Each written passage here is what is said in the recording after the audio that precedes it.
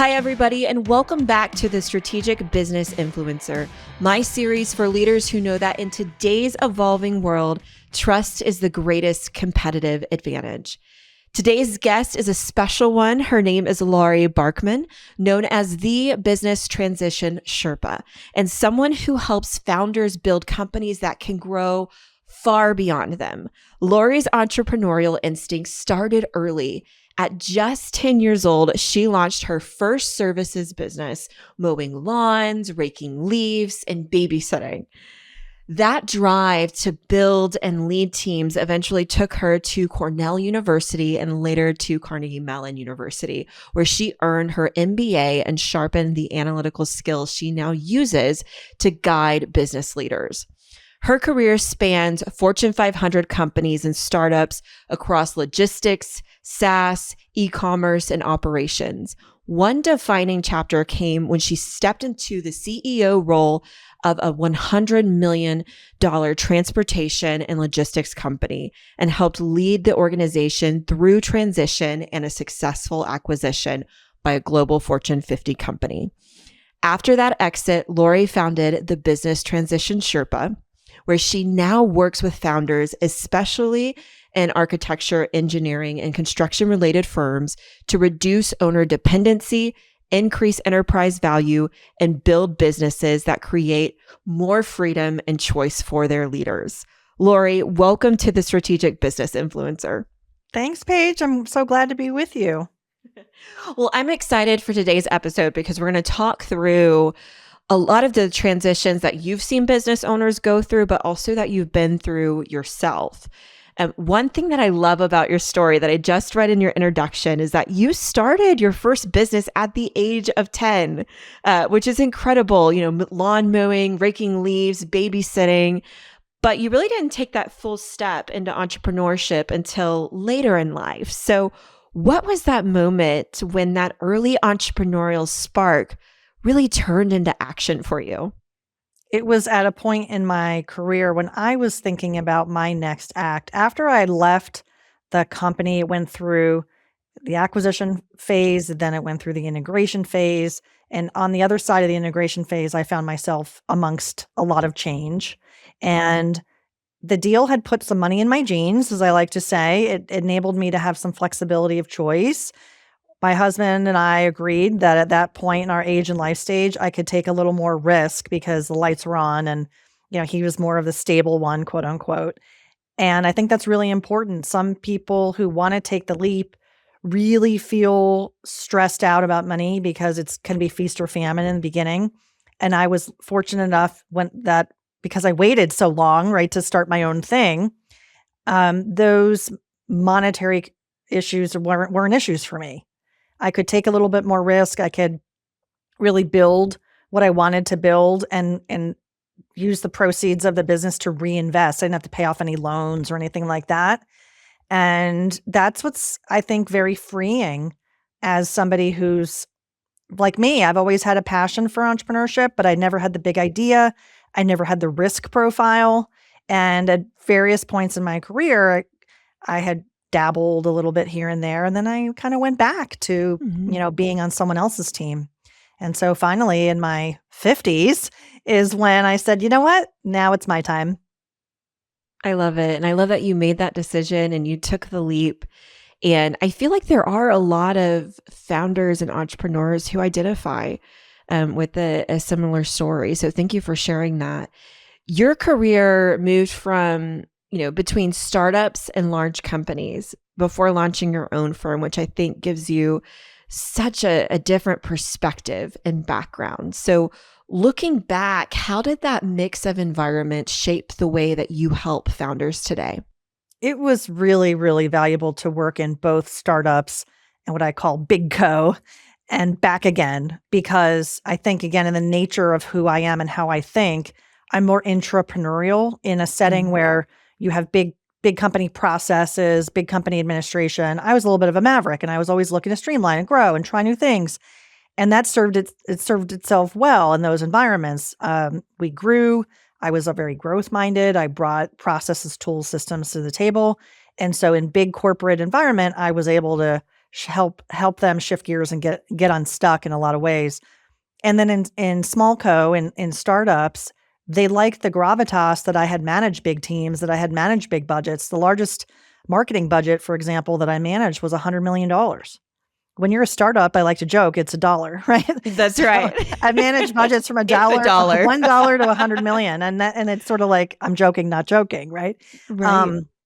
And so that was really important because then you could sort of cut through the chase of, all right, not that we have to repeat everything and because it worked over here it means that it will work or not work over here. It wasn't like that. It was more just that understanding that just because it's a small business doesn't mean it won't thrive with some structure. And so the big companies wanted to be a little more loose, and then the small companies wanted to have a little more structure. And so again, this back and forth. And yeah, I use that knowledge and experience when I work with companies because, as you mentioned in my intro too, I've worked in a lot of industries. So what is it with anything who's a good advisor? We ask good questions. We can pattern match relatively quickly with some fair degree of confidence. And because we ask good questions and because we come with a toolbox and a toolkit, and because we've seen a lot of things in our experience, we start to put things together to the benefit of our clients. And maybe we go through a learning curve a little bit faster. Sure. And I'm curious too, you being in, the CEO role in a very corporate structured company, a big company, what did that corporate leadership teach you that startup founders maybe often miss? Well, just to give a little context, so I reported to the owner. The owner was at the time, I think in his kind of early 70s, late 60s, and they were the primary owner and family, involvement in the business. And then I reported to the board. I wasn't on the board. And so immediately, what does that say? It says that this is a pretty big company. It had a pretty significant enterprise value, and I was beholden to reporting to a fiduciary board. What are our results? What are our plans? And being able to communicate and articulate a strategy, and then how are we executing? Are we holding ourselves accountable to the results we're saying we're going to achieve? That was not easy. I learned a ton going through that. And I think in a lot of smaller companies, there is no board. The CEO, the owner is running the show. So what can happen a lot of times there is they're in their head, they're stuck in their head, they're swirling on these questions. They never get the questions answered. No one's holding them accountable to, hey, what are those big risks and threats that you should be looking at externally? What are the opportunities and or weaknesses in your business and the more things that we can control? There's the stuff we can control and the stuff we can't, right? But we need to be looking at both categories. A board, especially a fiduciary board with independent advisors, is going to make that encouragement. Smaller businesses that don't have that advisory, whether it's formalized or more informal, like a Vistage or any other kind of CEO network group, they flounder. And so I think that there's obviously a spectrum of people feeling like they have some sort of support, whether it's formal or informal, that can help them, shape some of these early decisions and more mature decisions as the business grows.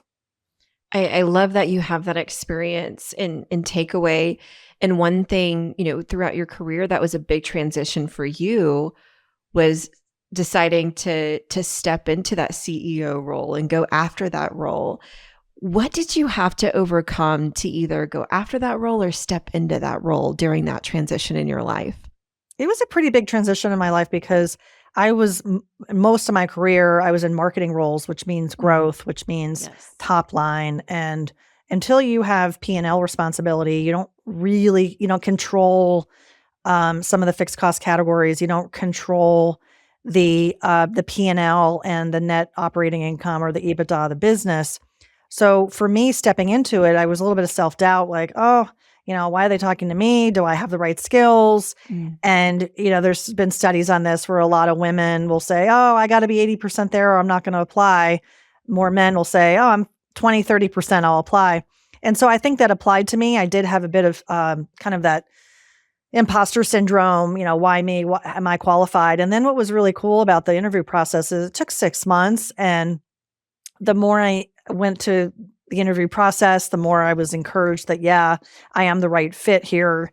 I did a number of things to demonstrate that in the interview process and eventually got the offer and started. And again, it took over 6 months. So it was a way that they could sort of vet me, and then it was a way I could vet them as well. And that helped me because when I came into the seat, yes, there were lots of things I needed to learn and be able to kind of grow into the role, but at least I knew, you know what, I deserve to be here. Absolutely. And wow, a 6-month process. That sounds like forever in entrepreneurial years, but makes it complete sense with a role that holds that much responsibility. You know, many entrepreneurs, when they build a company, they maybe don't build it with an exit in mind. And so, why do so many founders avoid thinking about succession or ownership transition until it's almost too late, in your opinion? It's really interesting because in business schools, a lot of the students are learning, hey, if you're going to have a tech startup, the venture capitalists are going to ask you about what's your exit plan. And they learn that. And when they develop their Hmm. business plans from the very get-go, they're mindful of an exit. I think the everyday entrepreneur doesn't think that way. Many of them are building a lifestyle business because they want to be able to balance all the dimensions of their life, work, family, etc. And they just kind of want to enjoy what they're doing. A lot of people say, I love my work or I love what I do. And that's awesome. And that's okay to have a lifestyle business. Others are saying, I'm going to just kind of do this as long as I can. And they don't love it, but it provides a nice living and they're mindful of retirement. They're anticipating maybe some exit in the future, but they're just not intentional about it. And then there's a third category that's very intentional and they're intentional about building value. They're intentional about building with the end in mind, exit in mind. And it's kind of an end game discussion that we can have, which is so powerful because those are the folks that are going to most craft and most deliver on their vision. You know how it goes. If you write goals down, you're more likely to achieve them. Why would it be any different? And I don't know, I can't really pinpoint why, but I think that there's just a kind of an ease factor of, I can set up a business in like 30 minutes. I go online, I set it up. You don't have to construct this complicated business plan. But in certain industries like tech startups, they do. And there's a lot of money being invested. And the investors from the get-go are saying, hey, you're going to build something and we're going to benefit from it. So we're investing in you. We're betting on you. Whereas an entrepreneur who's starting something from scratch, they're betting on themselves. Maybe they're bootstrapping in a lot of cases. So they Hmm. don't have that outside pressure unless it's a bank, which of course is SBA lending or conventional lending with that added pressure. They want to be successful because they're motivated, but they're going to do it for the long haul and they're just going to sort of see what happens. Yeah. And I think, some of those entrepreneurs that, build a business, they try to do it for the long haul. Maybe they wanted it to be a more of a lifestyle business. They get to a point at times where maybe they feel even trapped within their business and stuck in terms of going to that next level of the business or transitioning it to that next level. What are maybe some of the early warning signs that a founder has become essentially the bottleneck in their own business? There's a number of different signals that we can look at. We got to look in the mirror on these things because I think once we do, we see them. One is the sales function. If we don't have somebody on the team responsible for business development, then obviously it's probably the founder who's doing it. So that's Hmm. one signal. Another way to think about it would be, okay, yeah, we have somebody responsible for it, but the largest customers where maybe we have concentration risk or these long-standing relationships or handshake deals, they're not papered and they're with the founder, that's another signal. So it can be a kind of a concentration risk with relationships, or it can be the nature of how these relationships are structured. Hmm. And tell me, I know you have a framework that you take a lot of the entrepreneurs that you work with through to help avoid some of this and also set them up for success long term. Tell us more about that framework and what's all involved in that. The framework, I call it the built method. I work a lot with architecture, engineering, design, construction services Hmm. companies, and sort of speaks to them. But the letters stand for things, and the first letter is blueprint, and it's essentially about creating that vision for your company, for yourself, what kind of goals you want to achieve. Setting that roadmap, because if we can set those goals and be clear about them and what timeline we have, then we have more time to execute against it. And the U stands for unlock. You mentioned bottlenecks earlier. We got to look for those bottlenecks, the leadership bottlenecks, the process bottlenecks. They're there. We need to identify them and prioritize and do something about it. The Mhm. I is about integration. It speaks to system, structure, team. If we can operationalize, improve. One of the things I love doing is stop, start, continue exercises. It's really eye-opening for clients because they're like, oh, wait, I don't have to keep doing it, or I don't have to keep doing it this way. The answer Right. is no, we can improve it. L is about leading with clarity, not chaos. Finding clarity in some of these really big decisions because they're in their head a lot and they don't know, they can't move forward. They feel really stuck, or the business is really stuck. So either they're stuck, business is stuck. How do we get unstuck? How do we lead with Yeah. clarity? And then the T, of course, is transition. So my favorite word. How do we transition with confidence and control so that you Love eventually that. can exit on your terms and your timeline that you're anticipating? Absolutely. And I love that it's so easy to remember with built. And since we were talking about transition, I have to ask you about your transition. So, is there anything right now that you're currently going through with your business? Yes, absolutely. I'm launching a product. I'm going to actually launch a product, Wow. which is so cool, and I'm so excited about it.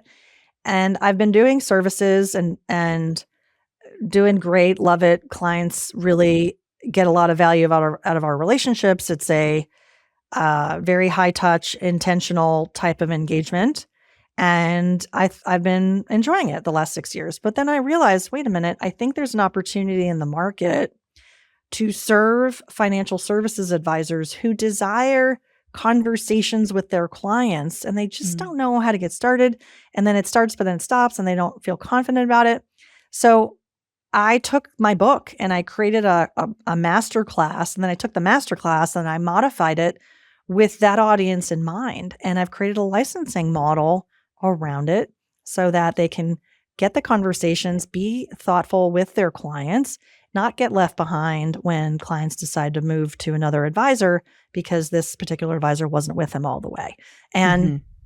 I'm super excited about it. It's called Built by Design.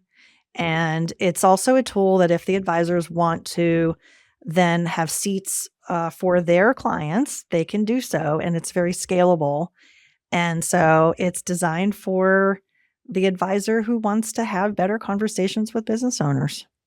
Wow. I love that. And congratulations too on that new product launch. I know so much goes into a product launch like that. And do you know when it'll be available yet? Well, we are recording in March and we're Mhm. coming to market in like weeks and days. So Wow. it's Okay. imminent. Yeah, the product is already on the market. It's been in pilot Wow. and in kind of a private, private pilot kind of a thing. And we are launching it with a conference in mind. Well, that's in April. I'm up for a Thought Leadership Award from the Exit Planning Oh, how Institute. exciting. So we're coming up with a pre-conference marketing push and then certainly activating at the conference and post. And so exit planning advisors who will be there will certainly excited to meet all of them. And then we're coming up with a marketing plan to continue the push and the reach after the conference as well.